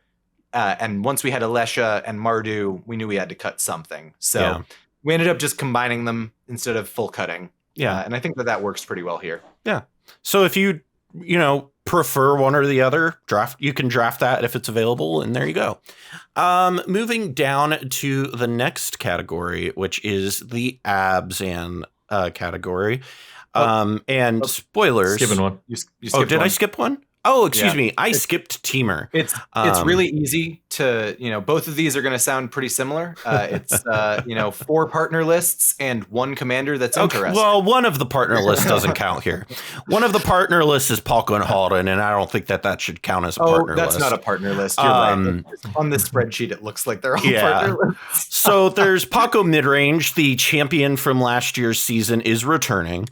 Also returning we had 2 teamer lists in the finals last year. It was wild. Also returning from the Mox Bowl is Harvest Animar.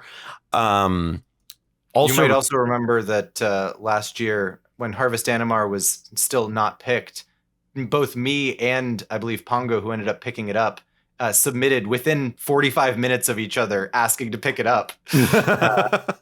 On day 1. Yep, and I believe Cicada was the one who got to it first. Yeah. So there's those 2 that are returning. Also returning is Thrasios Krark and Teamer Malcolm. We saw Teamer Malcolm in the playoffs with Shawnee piloting that last year. There was a lot of Teamer in the playoffs last year. And finally, the last deck here is Teamer Polykraken, which we have listed as either Thrasios Rograk or Thrasios Dargo. And Lurker, this is a similar situation where we felt like they're both poly lists. They're basically doing very similar things.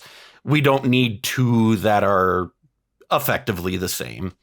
Yeah, nothing more to say about it than that. Just play the variant you like. Polymorph lists to show up, and we wanted a polymorph list. We didn't care which one they picked, so we just left both available in the same slot.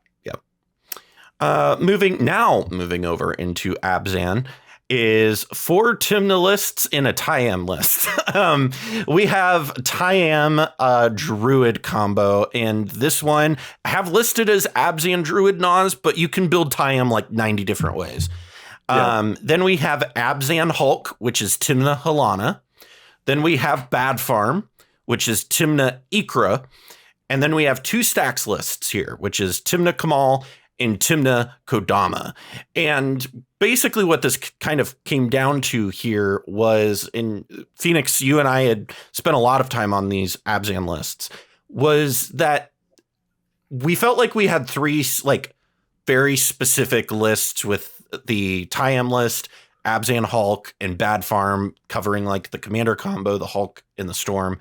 And then we felt like Tymna Kamal and Abzan Kodama kind of came at the stacks angle from 2 very unique ways that we felt like they were both worthy of including. Yeah, exactly. And unfortunately, we just ended up not having space for some of the other lists that are on the database. And just these 2 stacks do actually end the game pretty easily once they establish stacks. So that was the main reason for picking them. Lurkers, they're more likely to staring at. They're more likely to get picked. So you weren't playing this year, Lurker, so I doubt anybody would have picked God. Oh, nobody would have picked it. Yeah. No, why would they do that? Look, if Tyam is an option, do you know what the win con for the current, like, most recent list we made for this guy was? It was Tyam in the 99. It's if he had come out like 1 year later, he'd cost 3. And he'd come into play with X+1/+1 counters, where X is the commander cost. He'd be like a pretty spicy deck still. It's okay. I also upkeep the Lavinia deck, so I understand your pain. So next also up, not on our list here. Yeah, Lavinia didn't make it in. You'll notice. But as we move over into Jeskai, you know what did make it in? Good old Stoneblade. Jeskai Stoneblade.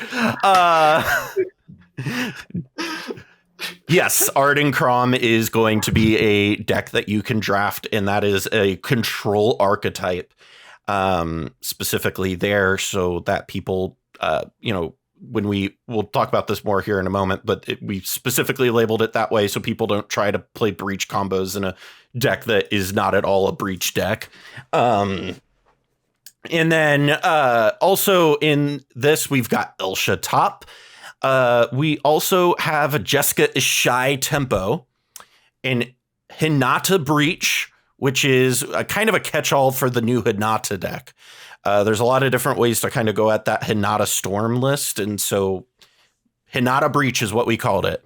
But the last list here is Jeskai Malcolm, which is a list that started getting to be more popular recently. It made it onto the Brewers Corner, and this was a list that we did a Brewers Choice episode on, and then I started seeing it pop up more and more and more, and so I felt like it was worthy of an include. Plus, we were surprisingly low on Malcolm lists.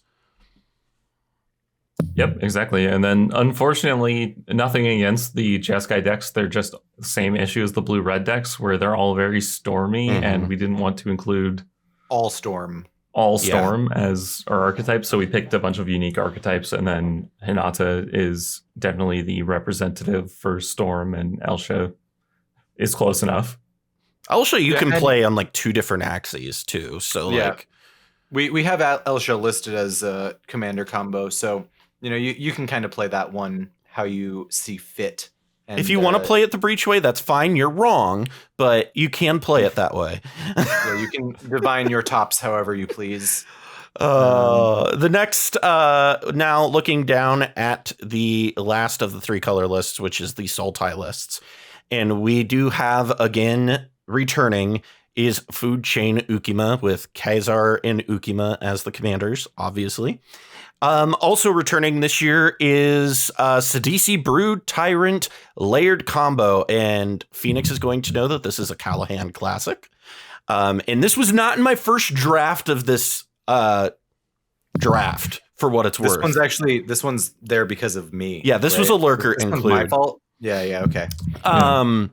I think that we outvoted Callahan. Yeah, I had not included it, and both of you were like, "We need to include Sidisi," and I was like, "I guess that's fine." I need it. Yeah, okay. If you really want to twist my arm about it.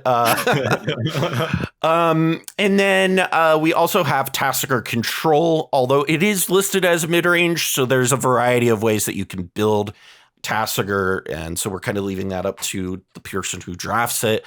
We also have Sultai Raza mid-range, which is Thrasios and Armix, which is kind of that Reanimator Armix build that's really interesting, and also Thrasios Tevis mid-range. And we're seeing more Thrasios X than Tasigur than we did last year, and I think that's just because a lot of... I don't want to be too mean, but a lot of Sinestra's Sidisi lists that were on the database last year aren't there this year. Tasigur. Yeah, that's what I meant. Tasigur lists. Well, beyond that, we also wanted to try to get we felt like for Bug there were enough unique commander options that we could find 5 different commander combos. Partners / commanders. And so, yeah, one thing that you will maybe notice if you're actually looking at the spreadsheet is that all of the kind of Razaketh and Reanimator lists that are not specifically Hulk or Druid are listed as mid-range. In general, if you're not running any Reanimator, that might end up coming up as an issue, but we'll see. We didn't want to tell you what reanimation targets you could or couldn't play. Etc. We're not saying you can't run Hulk in this kind of list, but if you're running Hulk, we're hoping it's not the only reanimation target, because then it would just be the Hulk version. It's not really the reanimation version. And for the players that are listening, you're going to get this talk again on draft night. So just be forewarned. And so those were the 3 color lists. Now we get to go into saying a lot of the same names over and over again. Oh my God. How many times do you want to say Timna? Evidently a lot. Well, first up, we've got the Sans Green lists, which is Brea Consultation, which is, or did I say that right? Consultation? Yeah. Okay. Yeah. Which is Brea, of course. It's a good old classic cEDH list.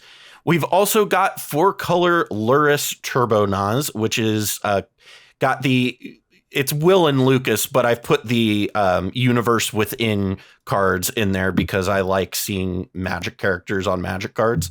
Yeah. So that's what I did when I was updating this earlier. So it's Bjorna, Nightfall Alchemist, and Wardog Rider's Chaplain. There is also, and that is a storm list that's listed as a storm list. Then there's Blue Farm, which is Timna Crom, listed as mid-range. We're going to get into that in a second.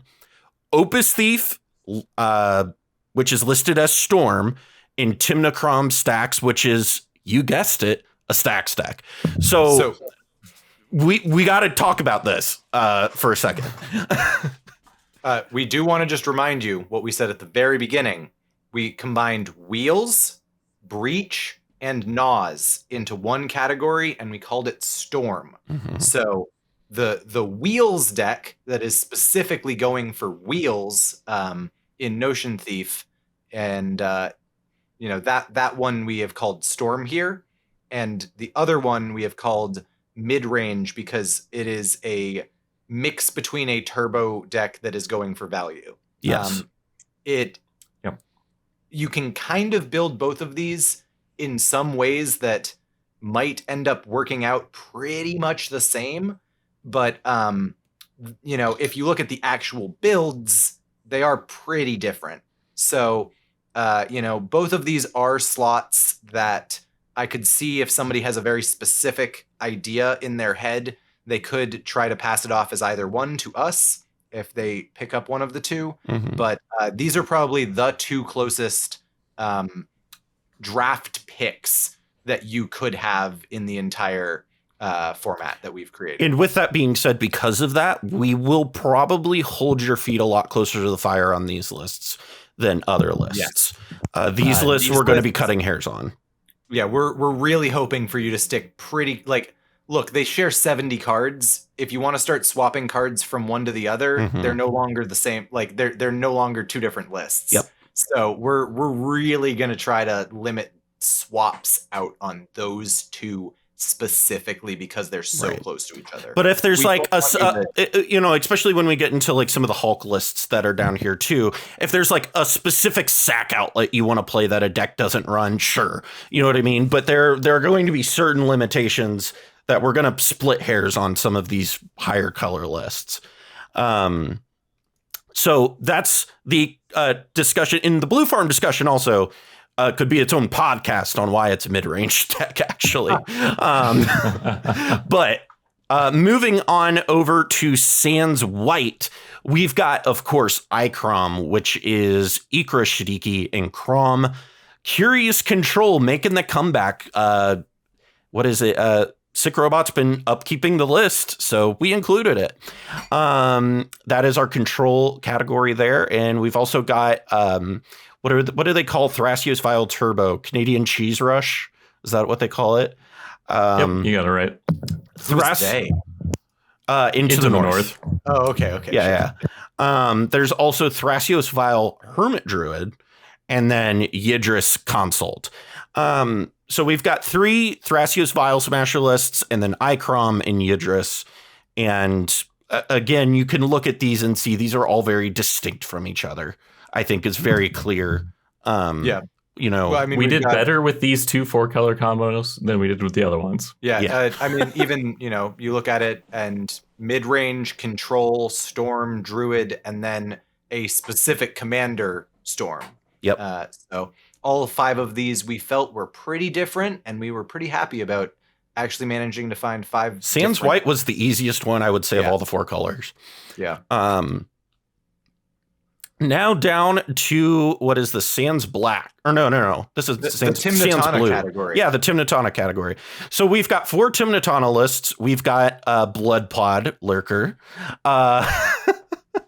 We've also got Timnatana Hermit Pod. There is Timnatana Hulk, Timnatana Luca, which is its own thing we'll get into. And then we have a deck that is Ikra Bruce, and it's called Snake Farm. And Phoenix and I... There's a very notable exclude here. It is. Which is very funny if you look at the Snake Farm primer. It's directly linked to that specific exclude. We decided that if you want to play Turbo Nas in Sans Blue, that you have to play with Ikra and Bruce. Yep. And that was the decision. Yep. And, if you want to go for a Druid list, we've got you covered. If you want to go for Hulk, we've got you covered. And then we left this last one. The Luca list is kind of the best, most updated version of a just mid-range Timnatana. Mm-hmm. But if you don't want to specifically play Luca, you want to play like Razaketh or Reanimator or some kind of other Timnatana value strategy where you're just trying to play Timna, get lots of value, play Tana, make tokens for Timna, anything like that. That is where that last one would go. Absolutely. We unlike the previous category, we weren't sure if we could separate Timnatana mid-range from Timnatana Nas. Yeah. And so it felt easier to just be like, well, here's a different commander and it's a different deck. And it feels substantially different that way. And I also think what's interesting here is Ikra Bruce is very unique in that you don't see that running around very often. And it does offer some very interesting things to the Nas strategy. Like starting at 60 life? Yeah. Manually shooting someone with a reservoir. Yeah.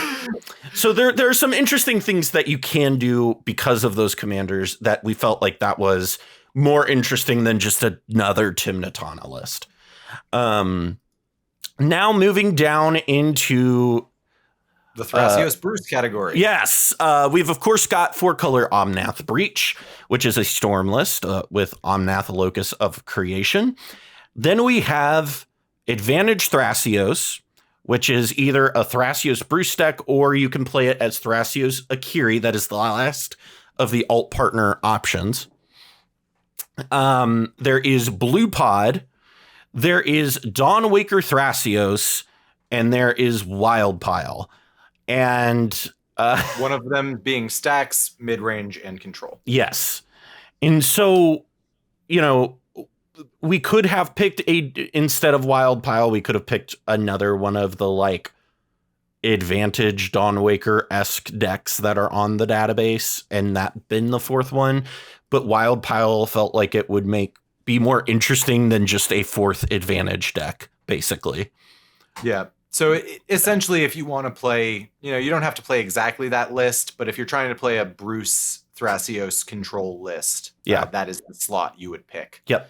And then specific distinction here is that Dawnwaker and Advantage are very close to each other, but both of the Advantage Thrasios lists on the database do run Hermit Druid, and so that's why that's listed as Druid. Into Druid. You must play Druid for that list. Yep. And so that is very important to note there. Now heading over into Sans Red. This, unfortunately, we couldn't find the 5th. The Thrasios Timna category. Yeah. So these are all Thrasios Timna decks. So we've got Consultation Scepter Thrasios is the Storm deck. Razakats is a mid-range list on here. TNT Breakfast Hulk is the Hulk list. TNT Hermit Druid is the Druid list. And then filling out the final one is Rectorfit. And we discussed Rectorfit and Hulk being in the same category, but ultimately what it came down to is the way Rector plays. My big concern with adding Rector as the Hulk list was that people would play it as a Hulk deck instead of as a Rector deck, because a lot of Hulk decks are reanimate first, and then the Rector is like a second first Hulk pile, yes. Right, is like a secondary piece to that. Whereas Rector Fit is focused on both Arena Rector and Academy Rector. So if you do draft a Rector Fit, you will need to have both those cards in your 99. And so as far as distinction, and then also this was an important distinction because we have CST as the Storm list, and so you don't have to play Scepter. You don't have to play Scepter. It's the like Turbo Nas list. We didn't want to have confusion between the TNT mid-range list is also maybe the Turbo Nas list, and there's like no way to determine between the two. Right. So the way that this kind of shakes out is that we've got one list that must be Turbo Nas, right? That's the Storm one. We've got one list that must include Razaketh and Leonin Relic Warder combo.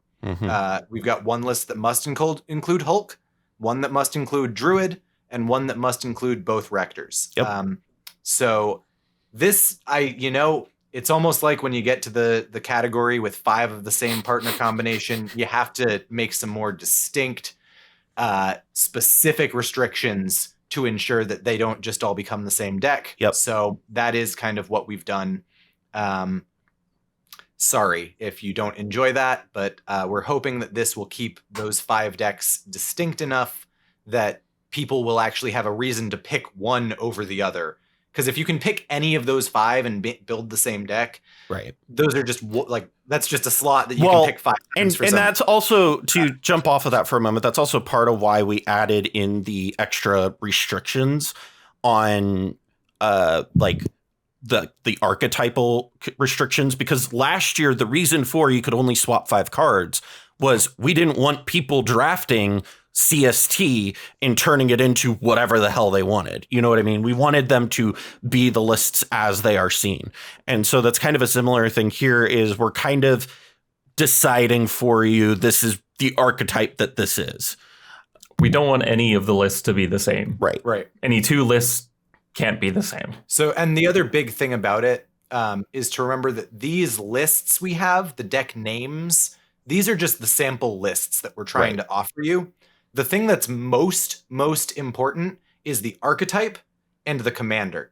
Those are the actual things. Like if you are just a deck brewer and you don't care about other people's lists, you don't have to ever click on that sample list. Yeah. As long as you fully understand the category and archetype you have chosen. Yep. So, if you yes, that's why you don't need to actually run Scepter. In fact, CST automatically links to a deck without Scepter, a different list that doesn't even have Scepter. Yeah. So, we're not trying to keep it that way. You can think of CST this more doesn't as, mean Consult Scepter Thrasios. It means Consult Storm Thrasios. What are you talking about, Lurker? Come on. But yeah, you should think of this more as Storm Thrasios Tymna, mid-range Reanimator Razaketh, Thrasios Tymna, Hulk Thrasios Tymna, Druid, and then Rector. Those are kind of the ways you can think about these 5 lists. Yep. And then finally, our last category to go through, which is the 5 color lists. And there will be some very notable exclusions on this. And we really hemmed and hawed over these 5. There were 2 that we were very yes, these are obviously no-brainers. And then the other 3 we sat and we configured over and over and over again. And then these were the 3 that we were like, all right. Really? I see 3 of these that are no-brainers to me. I'm wondering which one's the one that we agreed on. The 2 that were no-brainers for me was Nagila Tempo and Cody Turbo Nas. That's what I thought. Yeah, those are the 2 no-brainers. Then we have Kenrith Evolution, Kenrith Stacks, and Food Chain Sliver. Food Chain Sliver is a no-brainer for me. I agree with you there, but Phoenix and I went back and forth on that for a while. There's also some thought on should we include Cody in the format or not? That was definitely kind of one of those things where, deck is really interesting. Deck is really powerful. Deck is not the most entertaining to watch. Correct. So we're seeing how that goes. That's on our watch list. If it ends up being kind of unfun for everybody, involved, then maybe we don't have it next year. Yeah. And that's kind of the neat thing of this is we have like a ban list without having a ban list, if that makes sense. Right. Like it's like it's a ban list by availability.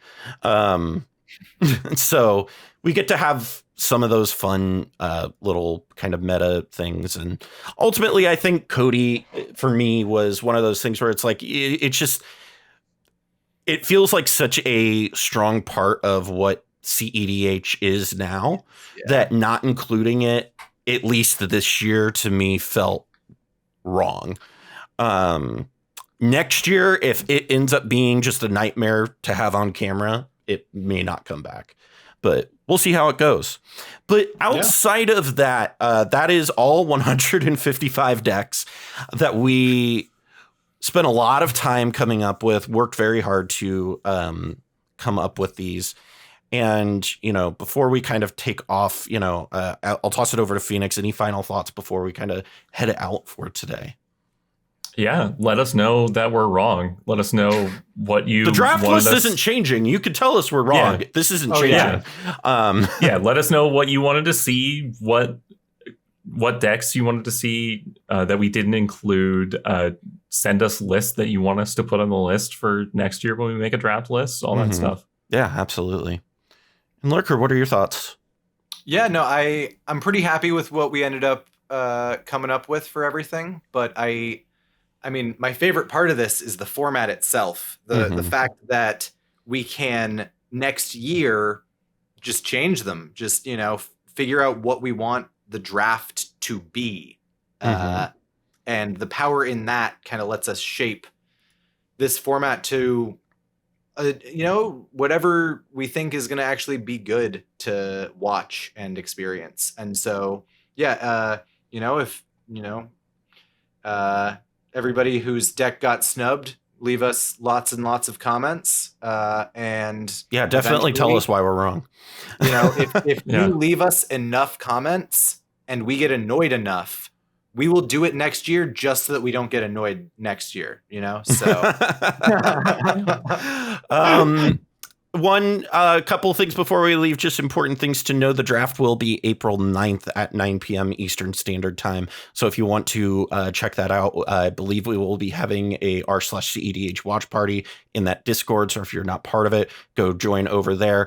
Also, whoever your favorite content creators are, I'm almost 100% positive we'll be streaming it because that's what happened last year. But I'm not going to speak for them. Also, another thing too, week 1 of the MLC starts off May 7th, and that will be on a to be announced platform. We will let you know as soon as I have a solid, as soon as we've put that into stone, but I'm pretty sure we know where it's going to be. That starts, like I said, on May 7th. And then, of course, we will conclude with the Mox Bowl on August 13th. So really excited for this summer and really excited to see how the season pans out. With that being said, that about wraps things up for us here today. Thank you for joining us. And thank you for really thank you to both my co-hosts for joining me this year and helping me bring this thing to life. This is a thing that you guys know I'm very passionate about, and having your help is a very, very, very thankful for it. And I'm also thankful for all of our patrons. I want to give an extra shout out to some of our higher tier patrons: Justin, Michael Levine, CZ, David Snavely, Dionysius, Jason Bialk, Matt Baynard, and Senior Coupon. If you would like to become a patron, you can head on over to patreon.com/the Mind Sculptors, or check out the link in the description. If you want to get more information on and stay up to date on the MLC right now, the best way to do that is to follow us on Twitter at MLC_league. We will be updating the website shortly so that we can get some information out to you, hopefully. But for right now, Twitter is the place to go. I'm in line with the stars, I'm in sync with the earth. 10 toes deep, flower child from the turf. I never switch sides, like even when I die, I'm a ride for the squad. Ladder ties in a hearse. I've been on a vibe, kinda hard to describe. I'm in between, I'm good.